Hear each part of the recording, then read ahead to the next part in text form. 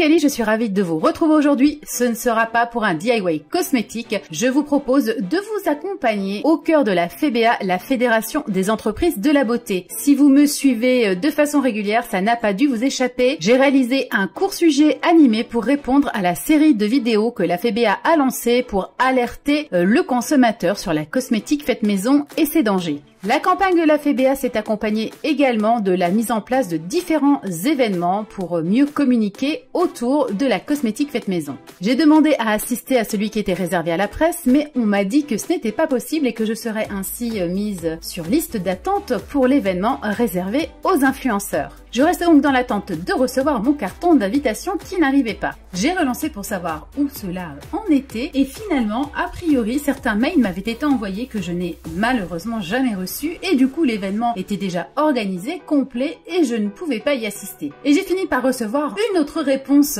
d'une autre personne qui me disait que je pouvais tout à fait me présenter à la soirée, que j'étais la bienvenue et que j'aurais même la possibilité de m'entretenir en personne avec Anne Dux, qui n'est autre que la directrice scientifique et directrice des affaires réglementaires de la FEBEA. C'est d'ailleurs souvent elle que vous allez retrouver en interview à la radio ou bien sur les plateaux de télévision. Sur le compte Twitter de la FEBEA, vous pouvez retrouver beaucoup de publications diverses et variées, et notamment certains focus visant à mettre en alerte concernant la cosmétique faite maison, mais en parallèle, on voit aussi pas mal de topics abordés, comme ceux des conservateurs, les parabènes notamment. À présent, je vous laisse visionner quelques extraits pour mieux comprendre qui est Anne Dux et dans quel contexte elle peut intervenir, les valeurs qu'elle incarne et qu'elle défend. Ensuite, s'en suivra le déroulé de la soirée influenceur à laquelle j'ai donc participé. Et puis pour terminer, une petite interview en tête-à-tête que Anne Dux m'a très gentiment accordée. Alors, il y a dans le reportage une dizaine de substances qui sont épinglées par la publication de Que Choisir. Toutes ces substances ont fait l'objet d'une évaluation récente par un comité d'experts indépendants européens. Et totalement indépendant de l'industrie. Il n'y a aucun membre de l'industrie dans les experts qui ont tous jugé que ces substances étaient sûres. Et je tiens à rassurer vos auditeurs, les produits cosmétiques qu'on trouve sur le marché français et européen sont sûrs. Le problème, c'est que on met pas des ingrédients pour le plaisir dans les produits cosmétiques, et le phénoxyéthanol, c'est un conservateur.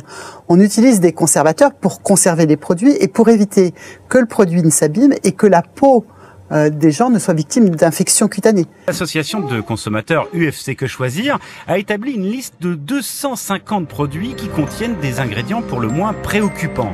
Parmi eux, la fameuse méthylisothiazolinone, surnommée MIT. Elle a reçu en 2013 la mention peu enviable d'allergène de l'année. On trouve aussi les parabènes ou encore le phénoxyéthanol, un autre conservateur que les spécialistes accusent d'être dangereux pour le foie et le sang. Plus inquiétant, certaines de ces substances chimiques modifient l'action des hormones. Ce sont les perturbateurs endocriniens. Avec un allergène, vous avez des boutons, le lendemain vous arrêtez. Le produit, vous le mettez de côté.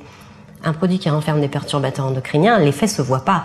L'effet, c'est encore plus pervers parce que l'effet se verra dans 30 ans. Cette évaluation de la sécurité comporte une évaluation de tous les ingrédients qui sont compris dans les produits, et ces ingrédients sont sûrs. Donc il n'y a pas de produits cosmétiques normalement mis sur le marché en Europe qui soient dangereux, et les conclusions de l'étude que vous citiez sont pour le moins exagérées. La dose fait le poison, ça n'est plus vrai pour ces perturbateurs. On a démontré que parfois, à plus petite dose, l'effet était parfois plus négatif qu'à forte dose. L'Agence allemande de sécurité sanitaire, qui a réuni des experts scientifiques de différents bords et du monde entier extrêmement récemment, et ces experts ont conclu qu'il n'y avait actuellement aucune preuve scientifique que le phénomène existait. Donc autrement dit, on met en avant, on monte en épingle un phénomène dont personne n'est sûr qu'il existe réellement. La peau d'un bébé, sur le plan de la perméabilité, sur le plan de la façon dont les molécules passent à travers la peau, se comporte exactement comme la peau d'un adulte. Au bout de quelques semaines de vie, très rapidement, il n'y a aucune différence entre la peau d'un bébé et la peau d'un adulte. Scientifiquement, c'est faux. Les tout petits ont une peau plus fragile, elle est plus fine. Donc si elle est plus fine, elle laissera plus facilement passer les molécules. Ensuite, elle est plus fragile parce qu'elle n'est pas protégée comme les adultes. 80% des adhérents de la fédération sont des petites ou toutes petites entreprises. Et c'est en général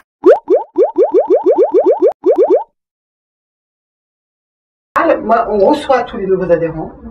Et c'est en général des gens qui ou ont travaillé dans l'industrie cosmétique, au marketing, ou ont envie de faire de la cosmétique, ou viennent de la cosmétique de toute façon, qui connaissent pas grand-chose au réglementaire, et qui viennent adhérer à la FEBA pour avoir justement ce support, cette aide réglementaire, parce que on a une réglementation européenne pour mettre sur le marché les produits cosmétiques, qui est la plus sûre au monde, et qui dit la plus sûre au monde, et dit aussi beaucoup de contraintes.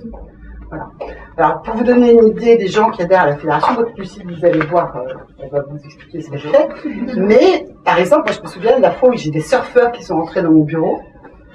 Il y a une bande de surfeurs fous qui sont installés du côté d'Osgore, comme par hasard, qui ont monté une boîte de produits cosmétiques pour les gens qui font du surf. Et donc, en fait, c'était des surfeurs, ils ne savaient pas comment se faisait un produit cosmétique.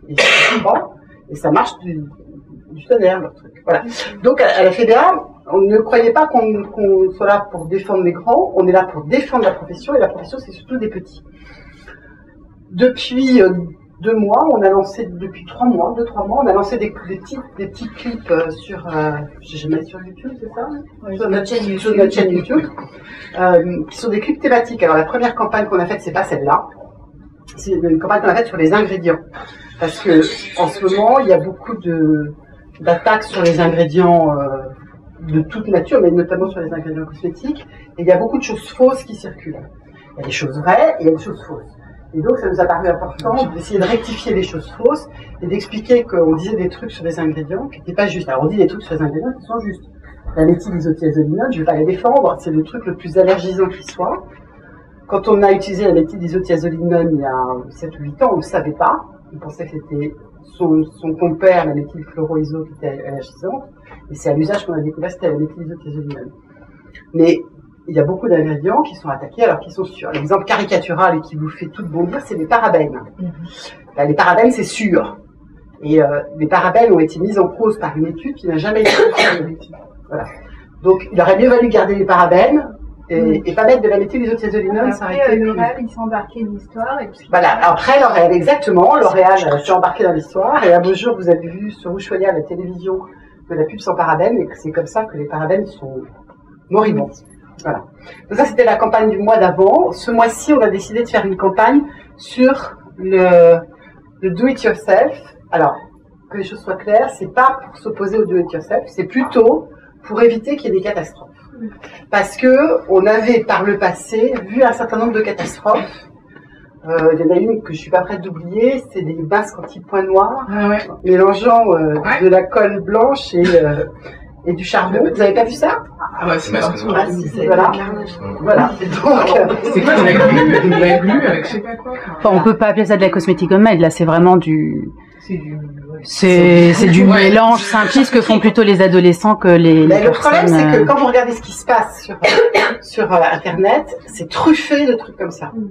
À côté de blogs sérieux, de conseils sérieux, vous avez plein de trucs comme ça. Moi, j'ai regardé plein de recettes. Avant qu'on se lance là-dedans, j'ai regardé plein de recettes et j'ai vu même des recettes pour des choses que je voulais faire moi-même. J'ai vu des trucs hallucinants. Ah, vous faites vos propres cosmétiques? Ça m'arrive.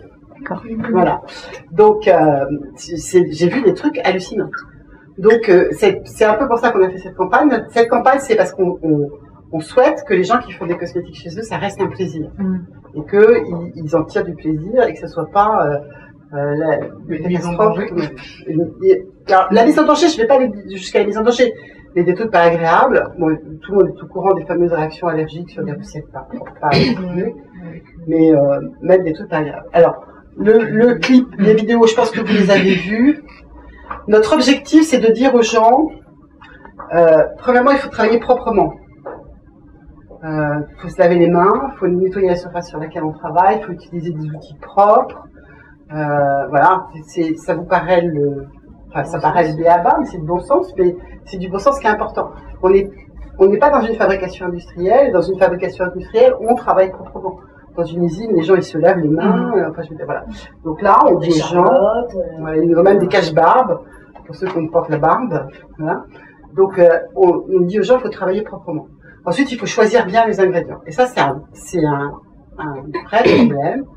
Bon, c'est la première fois qu'on se rend compte, mais sinon, si vous me connaissez mieux, vous sauriez que je dis qu'il y a 2 façons fabriquer des cosmétiques sûrs. C'est d'avoir les bons ingrédients et de bien fabriquer. Le reste, c'est de la rigolade. des bons ingrédients bien fabriqués, ça vous fait un cosmétique sûr quoi qu'il arrive.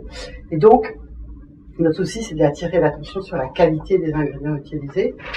Alors, sur Internet, on trouve tout et n'importe quoi. Je ne veux pas dire que les ingrédients qu'on achète hors de l'Union européenne sont pas bons, mais globalement, les ingrédients qu'on achète dans l'Union européenne, parce qu'il y a une réglementation chimique sûre, on est sûr qu'ils sont bons. Voilà. Donc, c'était ça notre message, c'était acheter des ingrédients de qualité. Alors, il faut que vous sachiez qu'il y a une grosse production agricole en Europe, en particulier en France, d'huile essentielle, et que les agriculteurs vendent 60% de leur fabrication d'huile essentielle en direct aux consommateurs, ce qui paraît assez hallucinant. Voilà, donc ça nous paraît important de dire faites attention à ce que vous achetez, et surtout faites attention aux huiles essentielles. Alors, c'est pas trop dit dans le film, mais ça, je pense que vous le savez, les huiles essentielles, c'est des produits, c'est des bombes. C'est des produits très efficaces, qui remplissent bien les fonctions qu'on leur demande de remplir, mais c'est des produits qui sont potentiellement dangereux. Et moi, quand je vois sur des recettes sur Internet où on vous dit de mettre moitié huile essentielle, moitié huile végétale pour faire une huile de massage, je suis affolée, quoi. Je me dis que... Voilà. Et puis, il y a une question de la conservation. Alors, on a pris le pari d'une situation où on ne mettait pas de conservateur dans les produits. C'est pour ça qu'on a dit, si vous ne mettez pas de conservateur dans les produits, il faut savoir si votre produit contient de l'eau ou s'il ne contient pas d'eau, ce que vous savez. S'il ne contient pas d'eau, il va se conserver. Bon, éventuellement, les huiles peuvent rancir, mais ça ne va pas, il n'y a pas de risque bactériologique. S'il contient de l'eau, là, il y a un risque. On a pris le parti de dire aux gens, vous les conservez 15 jours. Je ne peux pas vous justifier scientifiquement les 15 jours. On aurait pu dire une semaine, on aurait pu dire un mois.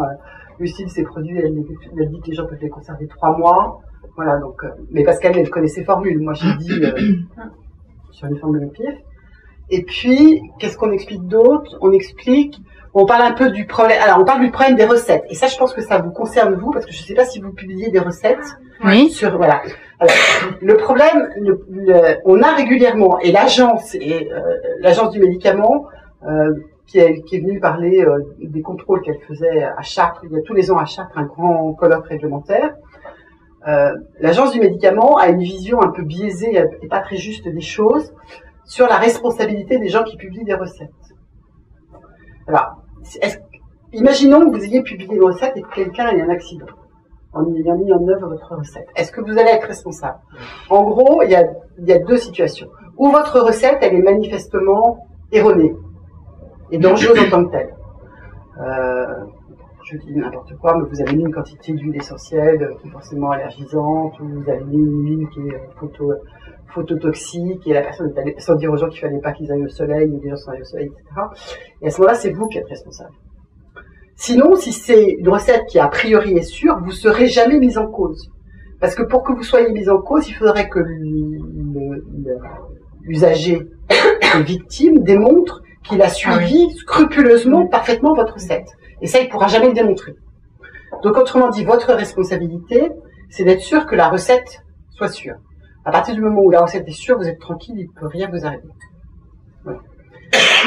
C'est quelque chose qu'il faut que vous sachiez si vous publiez des recettes, d'être sûr que la recette est sûre. Moi, j'ai vu des recettes sur Internet qui ne sont pas sûres. Je ne dis pas que c'est le cas en général, mais j'ai vu que ce n'est pas sûr. Je vous passe les masques à la colle et au charbon. Alors, à propos des masques à la colle et au charbon, on a acheté, nous, parce qu'il y a aussi, on trouve, vous savez, on trouve des produits, des masques noirs en vente sur Internet. Donc, nous, on a acheté des masques noirs sur Internet, ils sont tous non conformes, hein. Ils sont tous une composition non conforme, et on les a d'ailleurs tous envoyés. Quand on fait des trucs comme ça et qu'on trouve des produits non conformes massivement, on les a tous envoyés à DGCA.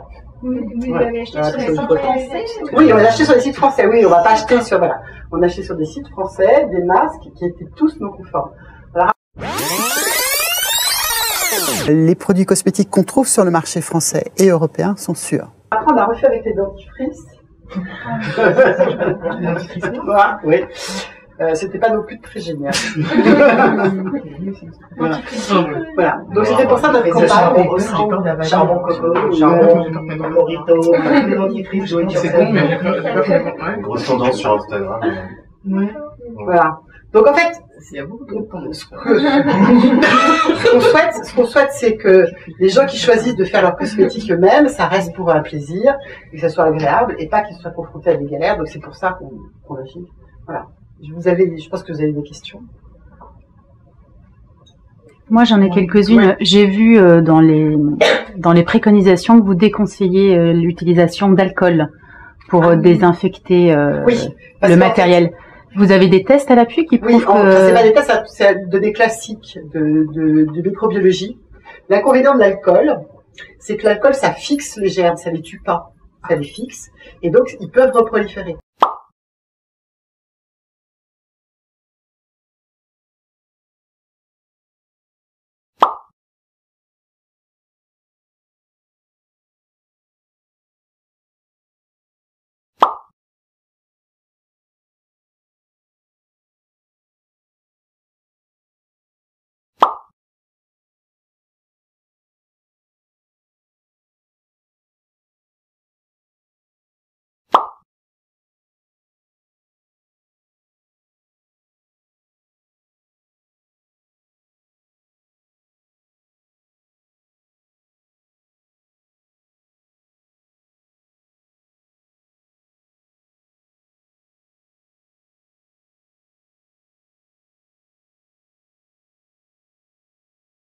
Et c'est la raison pour laquelle il vaut mieux utiliser des détergents. Alors, si vous voulez...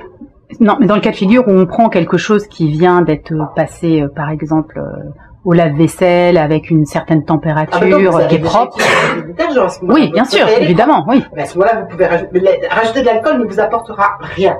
Sauf de la réassurance morale. Vous voyez ce que je veux dire?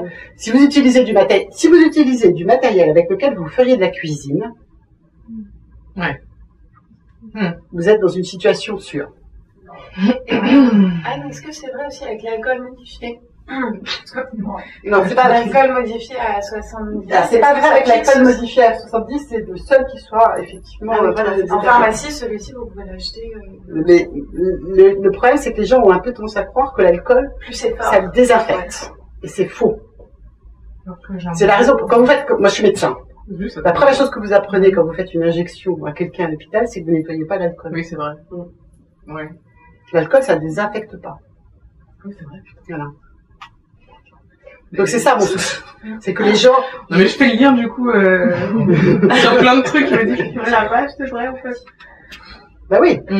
Donc en fait, si vous voulez... Alors, si vous avez le souci, alors, vous pouvez avoir le souci de vous dire, moi je fais des produits bio, et je veux que tout soit bio.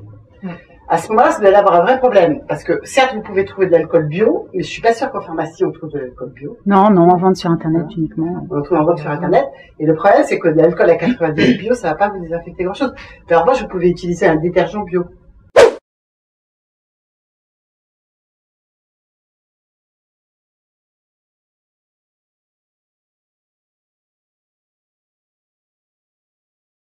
Pour avoir la paix, parce que on a beaucoup de difficultés sur les conditionnements cosmétiques, mais même au niveau industriel. Donc pour avoir la paix, ce qu'on a recommandé, c'est des conditionnements verts, parce que c'est neutre, opaque, pour éviter toute détérioration par la lumière, etc. Et adapté.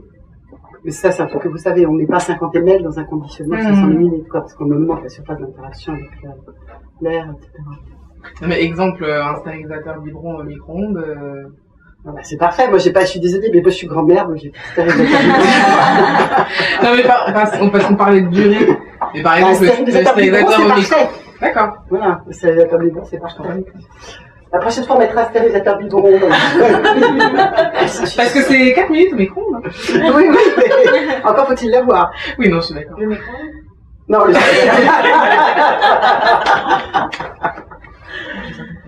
Et moi, j'ai une autre question au niveau de la source même de l'élan qui vous a poussé à faire en fait la campagne, puisque la FEBA représente certains industriels petits ou gros. Qu'est-ce qui est à l'initiative derrière? Qu'est-ce qui vous a lancé sur cette thématique en particulier? Nous tout seuls. Vous tout seul? Nous tout seuls. D'accord. On a. Mais vous leur avez soumis le projet d'abord ou comment ça se passe? Oui. Alors, tu vas vous expliquer. On a un groupe de travail en communication et on leur a soumis le projet en leur disant on a observé à plusieurs reprises, enfin moi pas depuis très longtemps parce que j'ai pris mes fonctions début juillet, mais la FEBA a observé depuis très longtemps qu'il y avait des recettes qui abondaient sur Internet avec des problématiques que Anne vient de vous expliquer. Et du coup, on s'est dit, bon, bah, c'est vrai, on représente les industriels, petits ou grands, hein, et une majorité de petits, puisque Anne vous a dit qu'on représentait près de 85% de TPE et de PME, donc de toutes petites entreprises. Mais néanmoins, on s'est dit, la cosmétique, c'est notre rayon, et donc du coup, ce qu'on veut, nous, c'est que les gens gardent du plaisir et n'aient pas de galère, comme vous l'a dit Anne. Donc du coup, on s'est senti... En tant qu'experte, la FEBA s'est dit, bah, on a quand même quelques conseils de bon sens à apporter qui peuvent paraître frappés au point du bon sens pour certains, mais qui sont bons à rappeler parce que c'est pas évident pour tout le monde. D'accord. Donc en fait, c'est un petit bureau un peu de veille qui étudie ce qui se passe. Alors, il se trouve que c'est dans un contexte très particulier. La situation est un tout petit peu particulière parce que ça fait 1 an et demi maintenant ou 2 ans qu'on travaille sur ce qu'on appelle des produits personnalisés. Qui sont pas la même chose, mais qui sont des produits industriels, qui sont la grande tendance, vous savez, c'est la grande tendance marketing du moment, et qui posent sur le plan industriel et sur le plan réglementaire des tas de difficultés, parce que là, les produits que les consommateurs font chez eux ou les recettes que vous publiez, les produits sont pas mis sur le marché. Donc, il faut surtout pas qu'ils soient mis sur le marché. Donc, étant pas mis sur le marché, il n'y a pas de fabricant, il n'y a pas besoin de respecter la réglementation, il n'y a pas toutes les contraintes réglementaires. En revanche, Lucie, quand elle fait ses produits personnalisés dans sa boutique, qu'elle fait donc pour une consommatrice individuelle, je pense qu'elle va vous expliquer après ce qu'elle fait. Faut tester toutes les combinaisons possibles avec les actifs et les déposer. Voilà. Enfin, donc elle a un problème elle a 2 problèmes. Elle a un problème réglementaire. Comment je fais pour être conforme à la réglementation? Alors, il y a des astuces qui évitent de tester tous les actifs. Il y a des astuces. Toutes les combinaisons, non? Non, il y a des astuces parce que ça dépend quel type de mélange vous faites, mais vous pouvez évaluer la sécurité d'un mélange qui n'existe pas, qui contient tout ce que vous pouvez rajouter dans le D'accord, voilà. Tout ensemble. Tout et ensemble. on considère si ça c'est validé que si on en enlève 1 ou 2, ça passera quand même. De même que quand vous mélangez 2 produits cosmétiques sûrs dans la main, pour les mettre, par exemple vous achetez une crème et un booster et vous les mélangez juste au moment de les appliquer, si les 2 produits sont sûrs, le mélange est forcément sûr. Ça change rien. Donc ça, il y a des astuces, mais encore faut-il avoir réfléchi à ces astuces et savoir comment monter son dossier. Donc ça, c'est la première difficulté. La deuxième difficulté qui est beaucoup plus importante en matière de sécurité, parce que la première, elle est réglementaire, mais elle est beaucoup plus importante en matière de sécurité, c'est d'être sûr que le produit qu'on fabrique, il répond aux bonnes pratiques de fabrication, c'est-à-dire aux contraintes industrielles de fabrication. Et donc, nous, on a travaillé à la FEBA depuis 1 an et demi sur des bonnes pratiques de fabrication des produits sur mesure, et on a diffusé à nos membres comment est-ce qu'on fait pour fabriquer de manière sûre un produit sur mesure.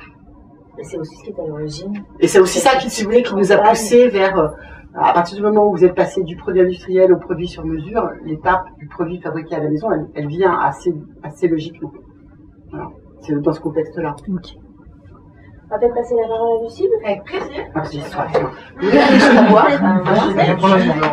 On apporte la bouteille. Je laisse la parole. Bonsoir les filles. Je vous ai pas toutes bien identifiées. Moi, je suis Lucille. Je suis docteur en pharmacie. Je suis la fondatrice de La Beauté. L-A-B-O-T-E. Je ne sais pas si vous en avez déjà entendu parler. Sinon, ça ne serait pas. Et je vous présente... Pour comment? Jeudi, vous venez? Je pense que j'ai passé. Allez, avec grand plaisir. Je vous présente Yael, qui est pharmacienne aussi et qui travaille avec moi.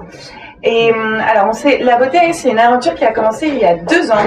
Moi, j'étais pharmacienne plutôt côté industriel, j'étais encore étudiante. Je travaillais en parallèle en pharmacie. Et j'ai eu un cas d'une cliente qui m'a beaucoup marquée, qui avait besoin d'un produit très spécifique pour sa peau, parce qu'elle faisait beaucoup d'eczéma, et en même temps, elle voulait pas renoncer à une certaine sensorialité, elle voulait que ça sente bon, que ce soit agréable, mais que ça lui fasse pas d'allergie. Et puis pour cette cliente-là, en fait, j'ai rien eu à lui proposer. Parce, malgré le fait que j'avais énormément de produits à disposition à la pharma, si je voulais répondre à toutes ces attentes, j'avais rien. Donc je me suis sentie très frustrée ce jour-là et je me suis dit, finalement, est-ce que ce serait pas plus simple d'être capable de créer pour chacune de ces femmes-là, parce qu'elle n'est pas seule, il y en a plein d'autres, des femmes comme ça, la crème de ses rêves, la crème parfaite, celle qui va se sentir bon comme elle aime, qui va avoir la texture qu'elle aime, qui aura l'efficacité aussi à la clé qu'elle souhaite avoir sur sa peau. Et à partir de là, j'étais en dernière année de pharmacie, donc je me suis spécialisée en recherche, j'ai quitté la partie plutôt pharma, médicaments pour faire de la cosmétique. Ensuite, j'ai fait un petit passage en école de commerce pour apprendre quand même à monter une boîte de façon hyper pragmatique, parce que c'est pas, je pense que j'ai encore beaucoup de choses à apprendre, mais voilà. Et quand j'ai commencé à faire toute la partie de recherche pour mettre au point un procédé de fabrication, parce que vous le savez, si vous faites des cosmétiques à la maison, c'est parfois un peu long quand vous faites une émulsion, c'est vous allez chauffer, vous allez devoir touiller fort, ça en met partout, etc. Donc, moi, je pouvais pas me permettre de faire ça. En même temps, je lance une marque de cosmétiques sur mesure. Je vais pouvoir accueillir plein de femmes toute la journée, leur faire minute leur crème, parce qu'il n'est pas question de les faire attendre pendant des heures, voire des jours pour leur donner leurs produits. Donc, du coup, j'avais cette première barrière-là à surmonter. Je voulais mettre au point un procédé de fabrication hyper rapide, à froid, écologique, sans aucun ni gâchis de matières premières, ni consommation d'énergie. Parce que l'air de rien, quand vous chauffez très fort, vous agitez très fort, ça n'a pas un impact neutre pour l'environnement non plus. Et quand on le fait à très grande échelle, c'est une autre question. Donc, je suis rentrée au laboratoire, j'étais étudiante en thèse, j'ai fait toutes les recherches à la faculté de pharmacie de Paris, et je pensais que ça me prendrait un mois ou deux le temps de mettre au point mon procédé. Ça m'a pris 1 an et demi.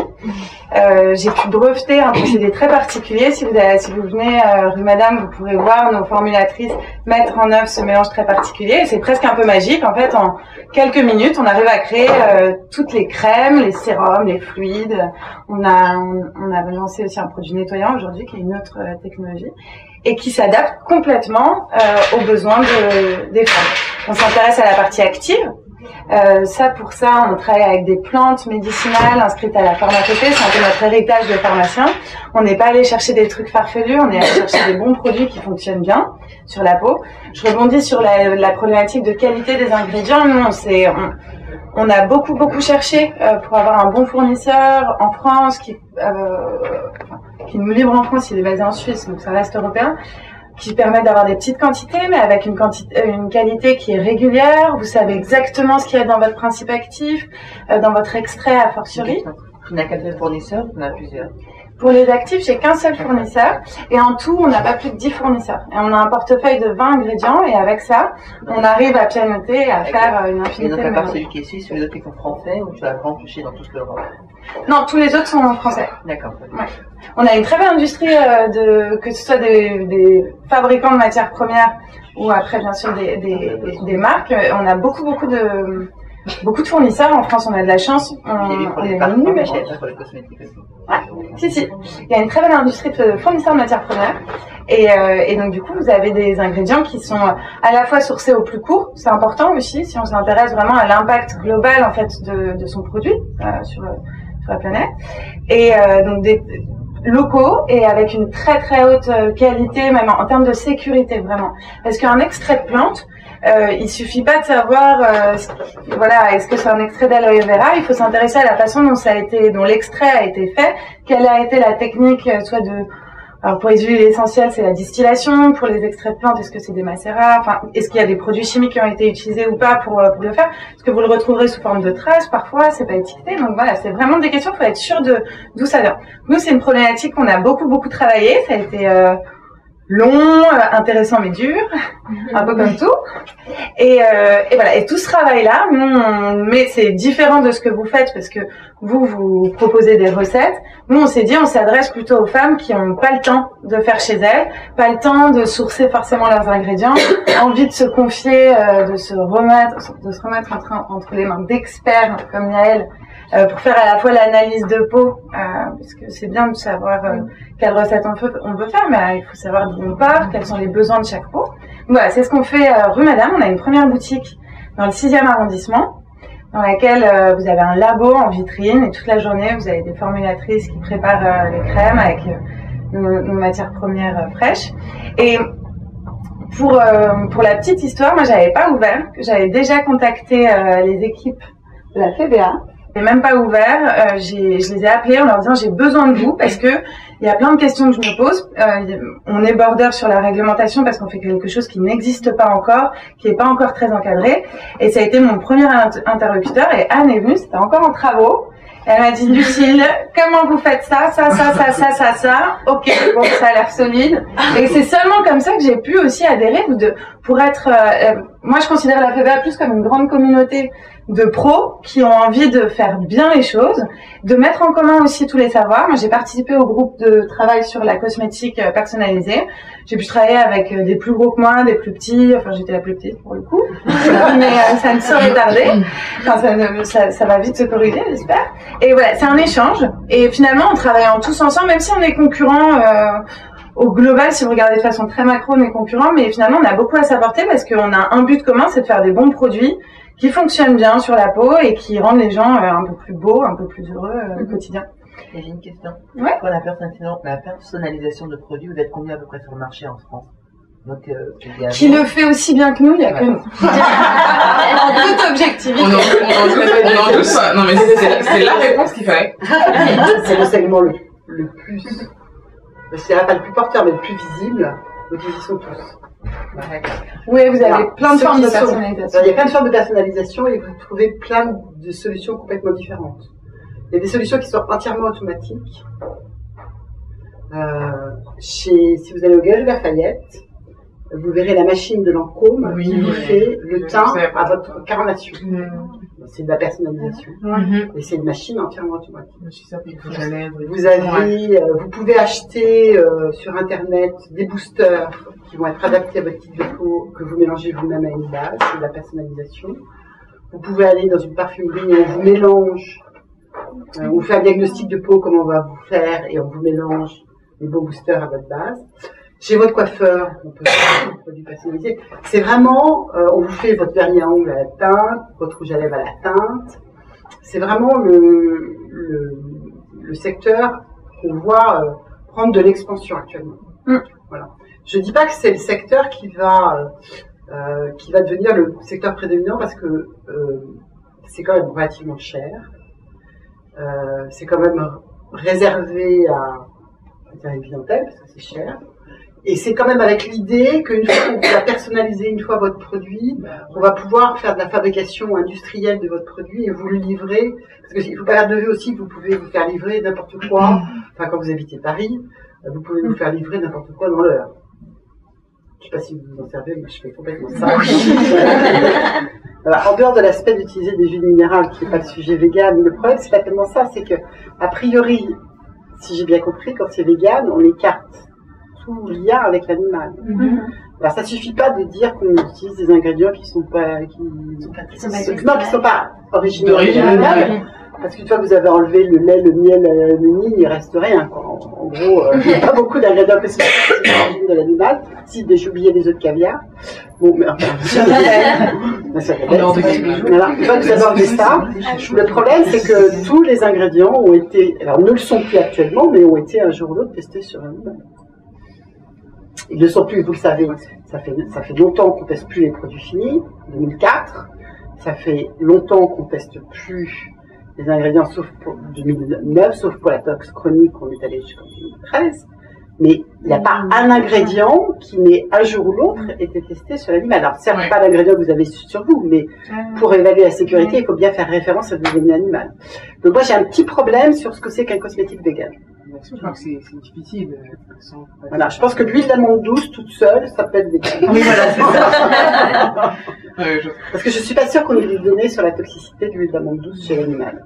Quand on faisait des essais chez l'animal, c'était pour essayer de déterminer en toxicité chronique, donc en donnant tous les jours à l'animal, la dose qui ne provoquait aucun effet chez l'animal. Donc, la dose qu'on retenait, vous preniez des rats ou des souris, vous leur donniez 100 mg, 200 mg, 400 mg, 800 mg de substance tous les jours, pendant 92 jours, et au bout de 92 jours, vous les tuiez pour regarder comment étaient leurs organes. Vous avez fait des prélèvements, etc. Et imaginons qu'à 800 mg, il y en avait qui avaient des problèmes d'anémie, et qu'à 400 mg, il n'y avait rien. La dose sûre, c'est 400 mg. C'est pas 800 mg, c'est 400 mg. D'accord? Et cette dose sûre, 400 mg, détermine la dose chez l'homme qui va être 100 fois moins. Donc 4 mg, maximum. C'est comme ça qu'on fait des données de toxicologie.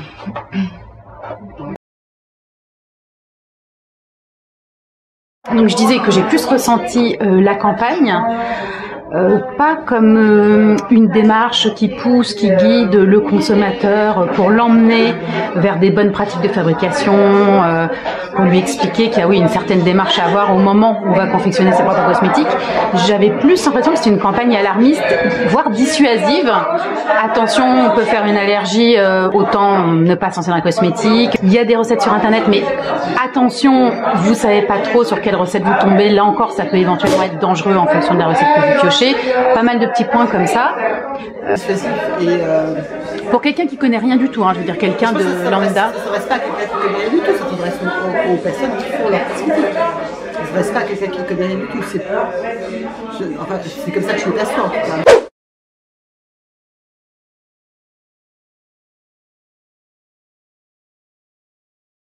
Moi, je crois pas qu'on ait eu un côté diffusion. Alors on doit, on a du mal. Je pense qu'on n'a pas la même vision parce qu'on peut pas au même endroit, mais peut-être. Plutôt la volonté que ça reste un plaisir. Et quand vous dites attention, on peut être allergique avec n'importe quel produit, oui. Industriel, il n'y a pas de... Oui, mais justement, là c'est tellement il y a beaucoup focus. Qui freinent que si on fait ce produit semaine, on ne va pas avoir de problème allergique. Ce qui est quand même pas tout à fait exact. Ce qui est assez préoccupant, c'est qu'effectivement, il y a beaucoup de gens qui font des cosmétiques pour les vendre.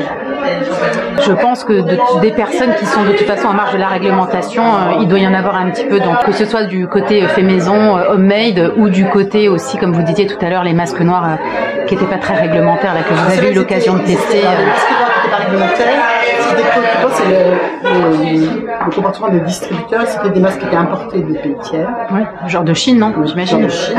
Et le problème, c'est que les distributeurs qui ont des obligations de vérifier la conformité à certaines ne le font pas. J'ai aussi des questions sur l'import et l'exportation sur mon site. Parce que au début, je me suis adressée vraiment aux personnes qui étaient comme moi, qui faisaient par passion. Mais après, j'ai eu tous les gens qui étaient en cours de société, j'ai l'impression, qui venaient pour piocher des informations. Et j'ai dit, à un moment, mes compétences s'arrêtent, l'importation, l'exportation, il va falloir consulter les autorités compétentes. Et j'ai des gens qui me disent, oui, mais ils savent pas, c'est compliqué. On interroge les autorités compétentes, comme vous dites, c'est-à-dire l'Agence du médicament ou la DGCRF, ils n'ont pas de réponse. Et nous, on ne répond pas beaucoup, on répond, mais on ne répond pas beaucoup. Parce que c'est quand même pas notre métier de répondre. Mais c'est dommage parce que du coup, je pense que parmi ces personnes, il y en a certainement qui vont mal s'orienter parce qu'ils n'ont pas eu les bonnes réponses et peut-être faire des bêtises. Sur notre site internet, il y a un certain nombre de précisions sur comment est-ce qu'on met un produit cosmétique sur le marché, etc. Il y a le nombre de cas particuliers que je lis moi tous les jours, c'est que c'est trop généraliste.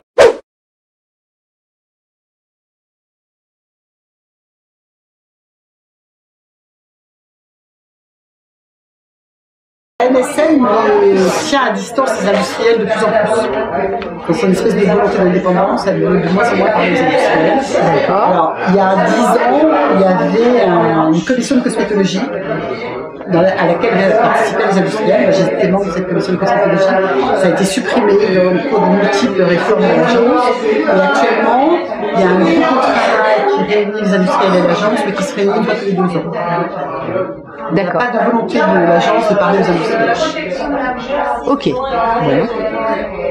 C'est pas le cas de la DGCRF qui est une alors moi en plus si je trouve que j'ai passé 10 ans à la DGCRF, donc voilà, mais c'est pas le cas de la DGCRF qui est plus ouverte sur les industriels que l'agence. La DGCRF n'a pas l'obsession de se dire si je parle aux industriels, je vais plus être indépendante. Ok.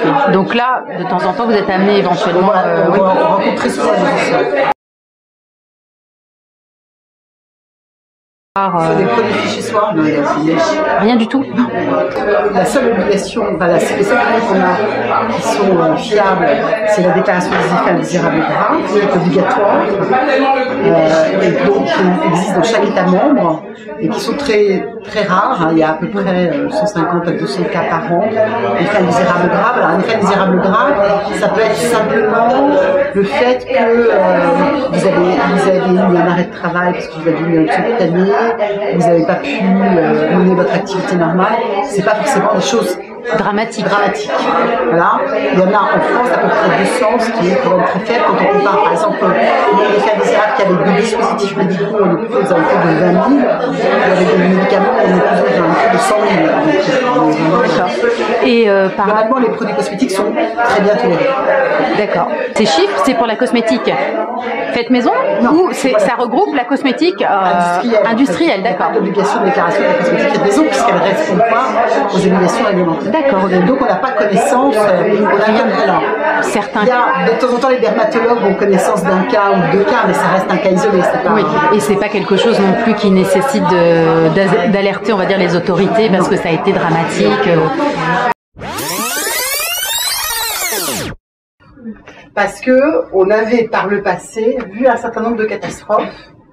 Il y en a une que je suis pas prête d'oublier, c'est des masques anti-points noirs. Ah ouais.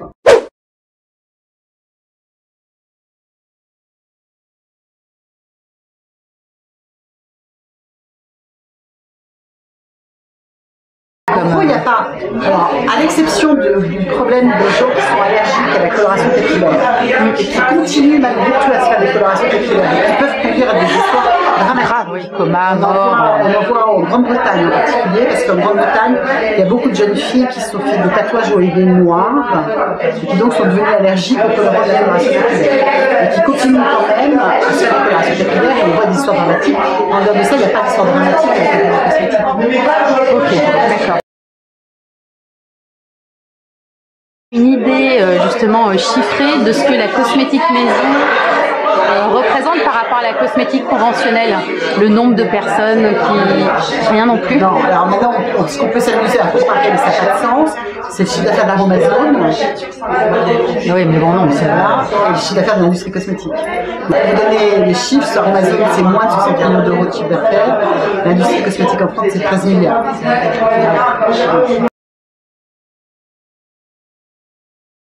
Est-ce que vous avez consulté des gens, soit des gens comme moi qui en feraient, soit des entreprises comme Aromazone ou les autres petits revendeurs? Non, pour échanger avec eux. C'est étrange en même temps. Non. Si vous aimez échanger, ça aurait pu être intégrer une ou deux personnes qui ont un pied dedans, puisque vous n'êtes pas forcément spécialiste du fait maison pour avoir. Si vous arrêtez votre caméra, je vais vous raconter.